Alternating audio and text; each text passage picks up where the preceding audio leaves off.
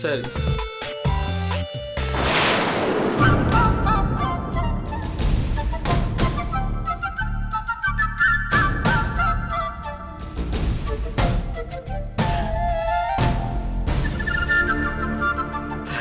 ஆனந்தி, ஆனந்தி, ஆனந்தி.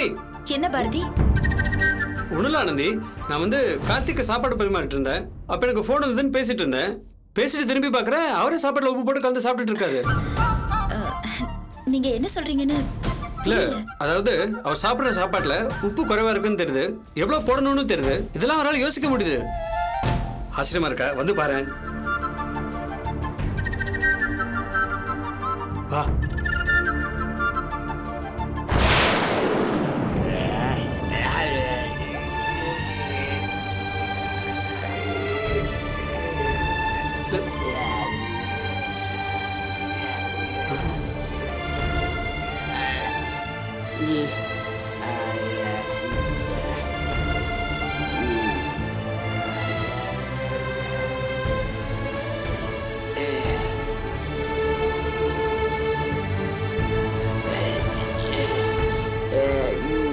பாரதி, நீங்க கொஞ்சம் வாங்க.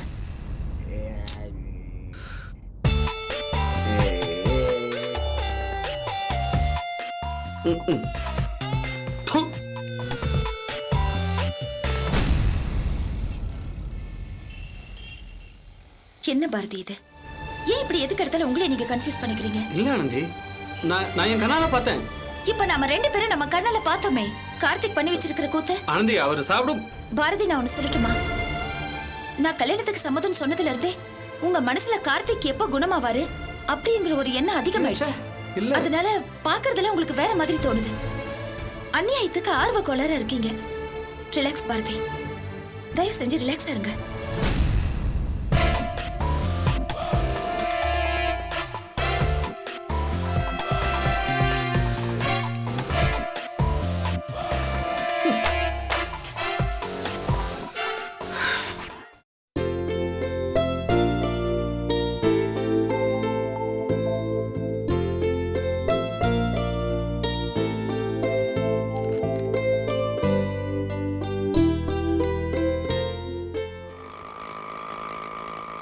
நிறுத்து. இங்கதான். எவ்வளோச்சு? 50 ரூபாமா. 50 ரூபாயா? அட பாவிகளா, கொள்ள அடிக்கிறீங்களாப்பா.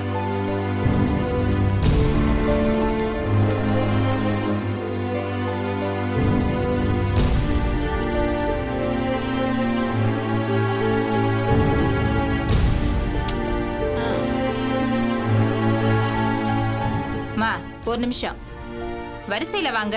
நாங்கெல்லாம் இருக்கோம்ல, நாங்கெல்லாம் பார்த்ததுக்கு அப்புறம் தான் நீங்க பார்க்கணும். உட்காருங்க. அட போமா, நான் என்ன ஜாதகம் பார்க்க வந்திருக்கேன்னு நினைச்சியா? அந்த ஜோசியரை பார்த்து நல்லா நாக்க பிடிங்கிற மாதிரி 4 கேள்வி கேட்டுட்டு போலான்னு வந்திருக்கேன். நல்லா இருந்த என் மகனோட வாழ்க்கையில இந்த நாசமா போறவன் பொருத்த பார்த்து கொடுத்த ஜாதகத்தால சீரழிஞ்சு போச்சு. என்னம்மா சொல்றீங்க? நெசமாவா? அட, உன்கிட்ட போய் சொல்லி எனக்கு என்னமா கிடைக்க போகுது? நான் தான் முதல்ல தப்பு பண்ணிட்டேன்னு நினைச்சு இந்த கேடு கட்டவங்கிட்டயே மறுபடியும் என் பொண்ணு ஜாதகத்தை காமிச்சு அவளுக்கு ஒரு கல்யாணத்தை பண்ணி வச்சேன்.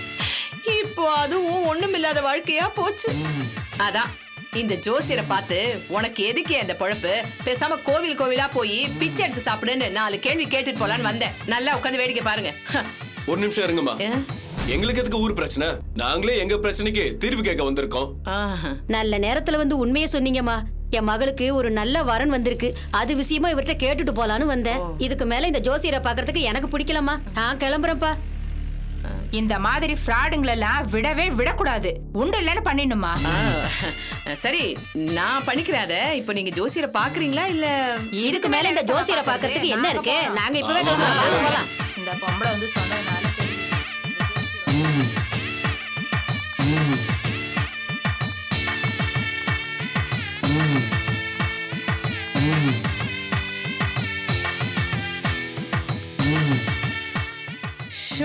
அப்பாடா, ஒரு வேலையை முடிக்கணும்னா என்னெல்லாம் பண்ண வேண்டியிருக்கு. கடைசியா வரணுமா? கடைசியா அலமேல்கிட்டயா? அதாவது உங்க பொண்ணோட ஜாதகம் ரொம்ப யோகமான ஜாதகம். இந்த பொண்ணுக்கு சந்திரமங்கல யோகமும் புதாத்திய யோகமும் ஒன்னா அமைஞ்சிருக்கு. இந்த பொண்ணு பிறந்தப்புறம்தான் உங்க வாழ்க்கை ரொம்ப செல்வ செழிப்பா மாறி இருக்கணும். என்ன நான் சொல்றது உண்மைதானே? ஆமாங்க, என் பொண்ணு பிறந்ததுக்கு அப்புறம் தான் எனக்கு வீடு வாசல் நிலம் சொத்து எல்லாம் வந்துச்சு. அப்படிப்பட்ட யோகங்கள் உள்ள பொண்ணுக்கு 28 வயசாகியும் ஏன் இன்னும் கல்யாணம் அமையலன்னு கேக்குறீங்க, அப்படித்தானே? ஆமாங்க, பார்க்காத மாப்பிள்ளை இல்ல, ஏதோ ஒரு காரணத்தினால தட்டி தட்டி போயிட்டு இருக்கு. அதுக்கு காரணம் இந்த ஜாதகத்துல 7ஆம் இடம் சரியா இல்ல, களத்திர தோஷம் இருக்கு, அதாவது திருமண தடை இருக்கு. ஆ, அதுக்கு ஏதாவது பரிகாரம் பண்ணணும்னா சொல்லுங்க. எவ்வளவு செலவானாலும் பரவாயில்ல. நான் கோடிக்கணக்கில் சேர்த்து வச்சிருக்கிற சொத்தெல்லாம் என் பொண்ணுக்கு தான். அவளுக்கு இப்படி ஒரு தோஷம் இருக்கு. அவ வாழ்க்கையை நல்லா அமைஞ்சு பேரம்பேத்திய பார்க்கணுங்கிற ஆசை எனக்கு இருக்காதா? பொண்ணை பெத்த எல்லா அப்பா அம்மாவுக்கும் இருக்கிற ஆசை தானே. உங்க மனநிலை எனக்கு நல்லாவே புரியுது. ஆனா இந்த தோஷத்துக்காக பரிகாரம் அது இதுன்னு சொல்லி வெட்டியா பணத்தை செலவு பண்ண வேண்டாம். இந்த ஜாதகத்துக்கு பொருத்தமா இதே மாதிரி தோஷம் உள்ள பையனா பார்த்து கல்யாணம் பண்ணி வச்சிடலாம், எல்லாம் சரியாயிடும். உங்க பொண்ணு ஜாதகத்துல தனுசு ராசி, துலா லக்னம், லக்னத்துல சூரியன் புதன், ராசியில சந்திரன் செவ்வாய், இவங்கெல்லாம் இருந்து யோகங்களை கொடுத்தும் 8ஆம் இடத்துல இருக்கிற ராகு பகவான் தான் திருமண தடையை ஏற்படுத்திக்கிட்டு இருக்கான். அதனால இதுக்கு பொருத்தமான மேஷ ராசி, ராசியில சந்திரன் செவ்வாய், 10ஆம் இடத்துல சூரியன் புதன், 7ஆம் வீட்டுல ஏதாவது ஒரு நீச கிரகம் இருக்கிற பையனா பார்த்து கல்யாணம் பண்ணி வச்சுட்டா உங்க பொண்ணு வாழ்க்கை மட்டும் இல்ல, அவளை கட்டிக்க போற ஜாதகனும் ஓஹோன்னு ராஜா மாதிரி வாழ்வான். அப்போ அதே மாதிரி ஜாதகம் உள்ள பையன் வேணும்னு பேப்பர்ல அட்வர்டைஸ்மெண்ட் கொடுத்தா? என்னங்க நீங்க விவரம் புரியாம பேசுறீங்க? அப்படி ஏதாவது செஞ்சா பொய்யான ஜாதகத்தை ரெடி பண்ணி காசு பணத்தை ஏமாத்திட மாட்டாங்களா? அப்போ என்னதான் பண்றது? பேசாம ஜாதகத்தை என்கிட்ட கொடுத்துட்டு போங்க. பொருத்தமான ஜாதகம் வந்தா நானே சொல்லி அனுப்புறேன். கோச்சாரப்படி இந்த பொண்ணுக்கு கூடிய சீக்கிரமே கல்யாணம் ஆயிடும். ஆ. உங்களுக்கு ஐயோ, இதெல்லாம் எதுக்கு? கவர்மெண்ட் சர்வீஸ்ல இருந்து ரிட்டையர் ஆனதுக்கு அப்புறம் இது ஒரு சேவையா தான் பண்ணிக்கிட்டு இருக்கேன். பணம் காசெல்லாம் யாருக்கிட்டையும் வாங்கறது இல்ல. எதுவுமே வாங்கலைன்னா எப்படி? நீங்க எனக்கு ஏதாவது செய்யணும்னு விருப்பப்பட்டா இதை அப்படியே கொண்டு போய் 10 ஏழைகளுக்கு கொடுத்து உதவி பண்ணுங்க. எனக்கு அந்த புண்ணியம் மட்டுமே போதும். சரிங்க, அப்ப நான் வரேன். வாங்க.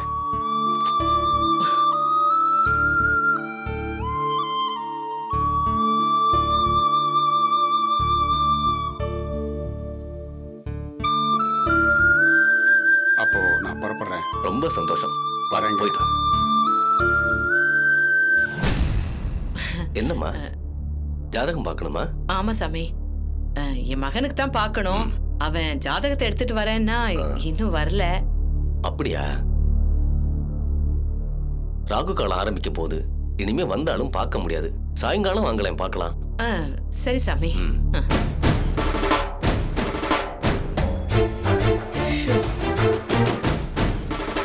அப்பா,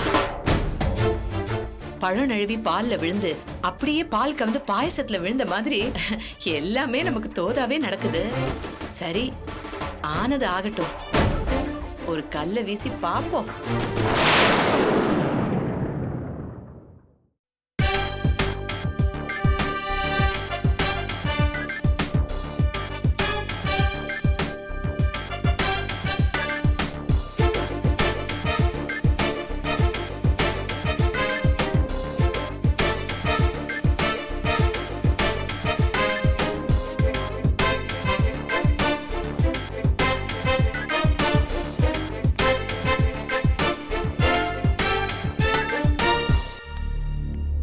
மாப்ள, என்ன இந்த இடத்துக்கு வர சொல்றீங்க மாப்ள? எல்லாம் காரணமா தான் அங்கிள். சரோஜா கிட்ட பேச ஏற்பாடு பண்ணிட்டீங்களா? ஏன் மாப்ள, சரோஜா கிட்ட அவசியம் பேசிதாகணுமா? என்ன கேள்வி இது அங்கிள்? அவகிட்ட பேசிதானே ஆகணும். காரியம் ஆக வேண்டாமா? பேசலாம், ஆனா நிறைய காசு எதிர்பார்க்கறாளே மாப்ள. அதெல்லாம் பாத்துக்கலாம் அங்கிள். முதல்ல அவகிட்ட பேச ஏற்பாடு பண்ணுங்க. பண்ணிட்டேன், கொஞ்ச நேரத்துல அவளே பேசுவா.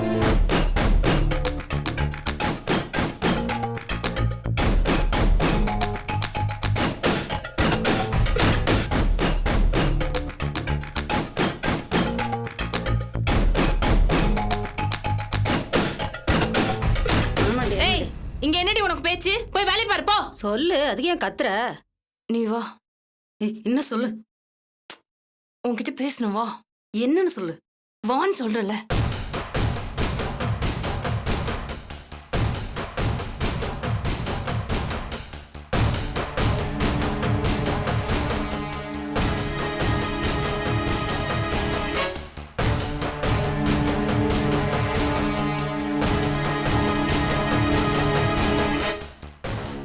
வா. என்னடி? என்ன? போன் வந்துச்சு. சங்கர பாண்டி உன்கிட்ட பேசணுமா? என்ன அந்த ஆளுக்கு? தெரியலையே. இந்த அப்படி. சரி சரி, நீ போ. நீ போன் பேசிட்டு வா, நான் அங்கிருந்து யாராவது வராங்களான்னு பாக்குறேன்.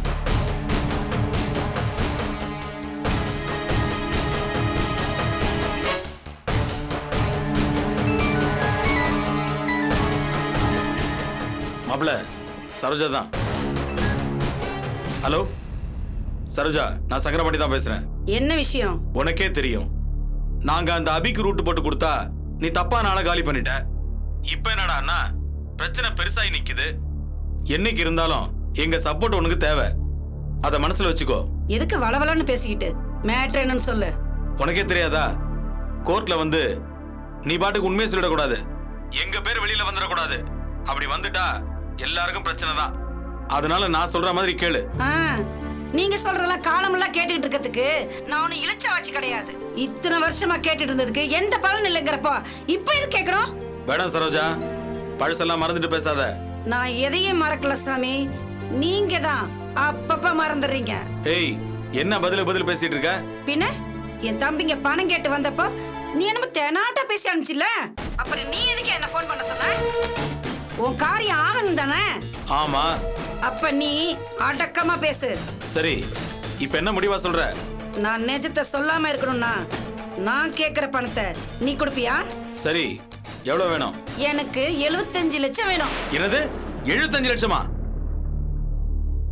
நீ 50 லட்சம் தானே கேட்ட? அது அப்போ, இப்ப ரேட் ஏறிடுச்சு. சரி, நீ கோர்ட்டுக்கு வந்து சொல்லணும், மஞ்சுளா கொலைக்கும் எங்களுக்கும் எந்தவித சம்பந்தம் இல்லைன்னு சொல்லணும். அப்படி சொல்லிட்டா கேட்ட பணத்தை கொடுத்துறோம். ஒன்னு நான் எப்படி நம்புறது? முதல்ல பணத்தை கொடு, அப்புறமா நான் வந்து சாட்சி சொல்றேன். நீ என்ன நம்பல, நான் எப்படி உன்ன நம்புறது? காசை வாங்கிட்டு பல்ட்டி அடிச்சிட்டுனா என் பேச்ச நம்பி கொடு. என் பேச்ச நீ நம்ப மாட்டியா? சரி, அப்ப நீயே ஒரு வழியை சொல்லு.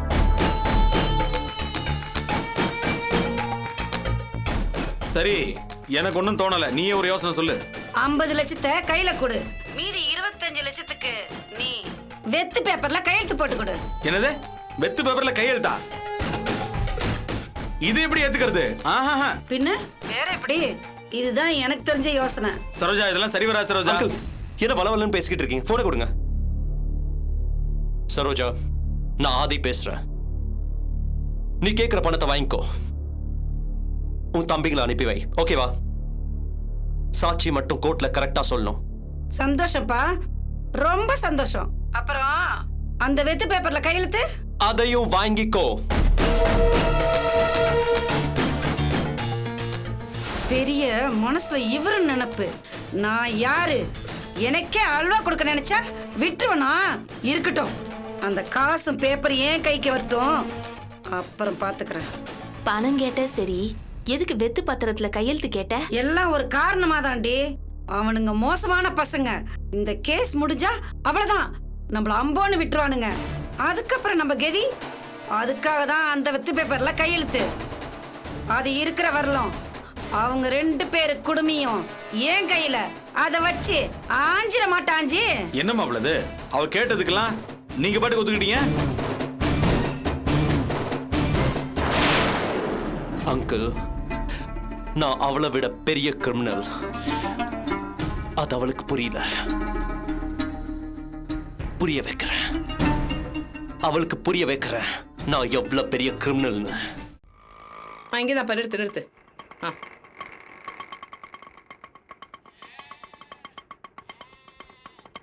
இந்தப்பா மா, சில்லற இல்லையம்மா? பரவாயில்ல, வச்சுக்க.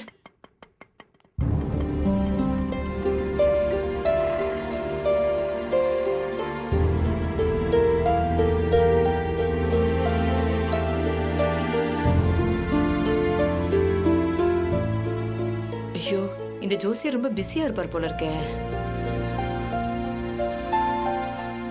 வாங்க வாங்க, வணக்கம். வணக்கம். இந்த ஜோசியர் நான் தான். ஜோசியம், வாஸ்து, எண் கணிதம், பெயரியல், இத்தனை சமுத்திரங்கள்லயும் ஆழ மூழ்கி முத்தெடுத்தவன், நவகோள் நாயகன், ஞான பண்டிதன் நானே. உள்ள வாங்க. இல்ல, உங்களுக்காக நிறைய பேர் காத்துக்கிட்டு இருக்காங்க போல இருக்கு. நான் கொஞ்சம் ஜாதகத்தை பத்தி சீக்கிரமா பேசணும். ஐயோ, யாரும் இல்ல, நீங்க தான் ஃபர்ஸ்ட் அண்ட் பெஸ்ட் கிளையண்ட். தயங்காம உள்ள வாங்க.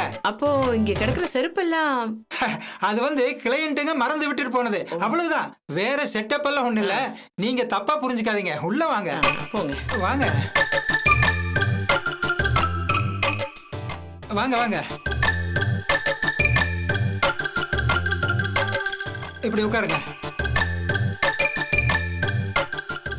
உங்களை பத்தியும் உங்க கடந்த கால, நிகழ்கால, எதிர்காலத்தை பத்தியும் சொல்றதுக்கு முன்னாடி என்னை பத்தி கொஞ்சம் சொல்லிக்கிறேன். அப்பதான் நீங்க எவ்வளவு பெரிய மேதையோட பேசிட்டு இருக்கீங்கன்னு உங்களுக்கு புரியும். பாயிண்ட் நம்பர் 1, நான் ஜோசியம் பார்க்கறதுக்காக யாருகிட்டையும் 10 பைசா கை நீட்டி வாங்க மாட்டேன். ஆனா பரிகாரம் பண்ண வேண்டியது இருந்தா அதுக்கு நீங்க தான் செலவு செய்ய வேண்டியது இருக்கும்.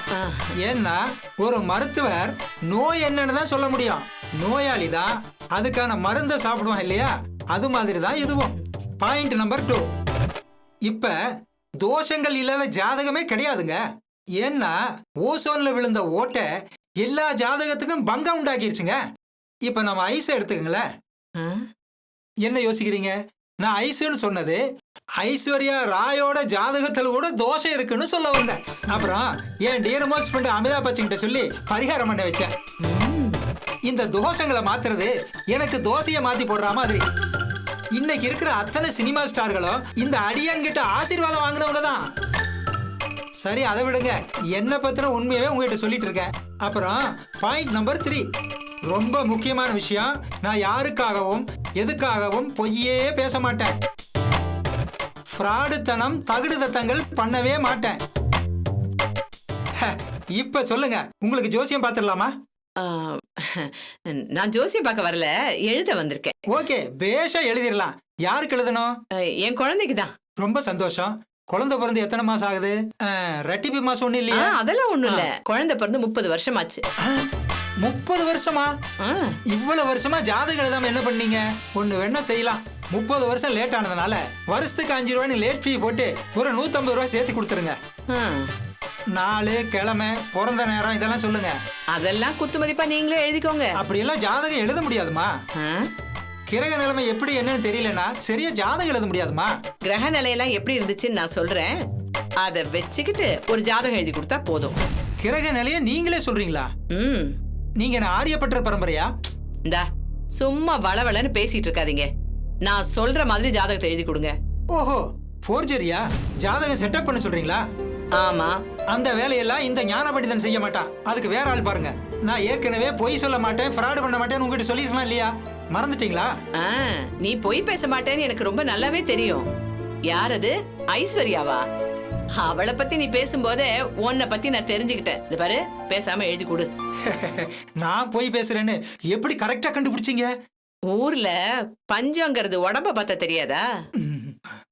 வாசல்ல செருப்பு செட்டப்பு, வாயை திறந்தா சினிமா ஸ்டாரு, டிராமா ஸ்டாருன்னு ஒரே பொய்யா அழகிறியே. இந்த பாரியா, நான் சொல்ற மாதிரி நீ ஜாதகத்தை எழுதி கொடு, 1000 ரூபாய் தரேன்.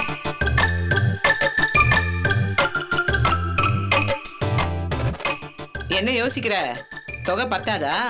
அதெல்லாம் இல்ல, தொகையெல்லாம் போதும். இந்த மாதிரி வேலையெல்லாம் நான் செஞ்சது இல்ல, இதுதான் ஃபர்ஸ்ட் டைம். அதான் கொஞ்சம் யோசிக்கிறேன். யோசனை பண்ணிக்கிட்டே இருந்தா பணம் வராது, தூக்கம் தான் வரும். ஆமாமா, கரெக்டா சொன்னீங்க. நம்ம 2 பேரோட கிரக அமைப்பும் கொஞ்சம் தட்டுப்பாடான நிலைமையில தான் இருக்கு. சரி, நாம என்ன பண்றது? எல்லா நவகோள்களின் நாட்டியம். சொல்லுங்க, எப்படி எழுதணும் ஜாதகம்? கட்டத்தை போடுங்க.